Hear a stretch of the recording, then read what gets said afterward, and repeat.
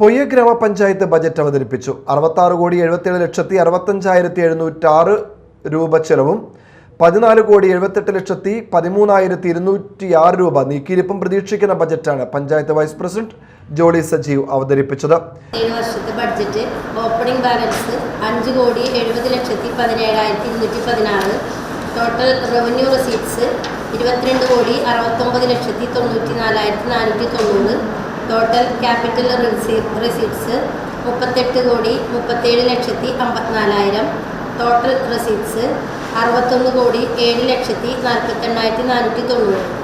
തരിശുരഹിത പഞ്ചായത്ത് എന്ന ലക്ഷ്യത്തിനായി നെൽകൃഷിക്ക് ഊന്നൽ നൽകി 2,93,63,313 രൂപ ഉൽപാദന മേഖലയ്ക്ക് വകയിരുത്തി. സേവന മേഖല 7,63,96,438 രൂപ. ദേശീയ ഗ്രാമീണ തൊഴിലുറപ്പ് പദ്ധതി 3,15,25,000 രൂപ. കുടിവെള്ള പദ്ധതി 25 കോടി എന്നിങ്ങനെയാണ് ബജറ്റിൽ വകയിരുത്തിയിരിക്കുന്നത്. പഞ്ചായത്ത് പ്രസിഡന്റ് അവസേപ്പച്ചൻ ജോസ് അധ്യക്ഷത വഹിച്ച ബജറ്റ് അവതരണ യോഗത്തിൽ പഞ്ചായത്ത് അംഗങ്ങളും പങ്കെടുത്തു.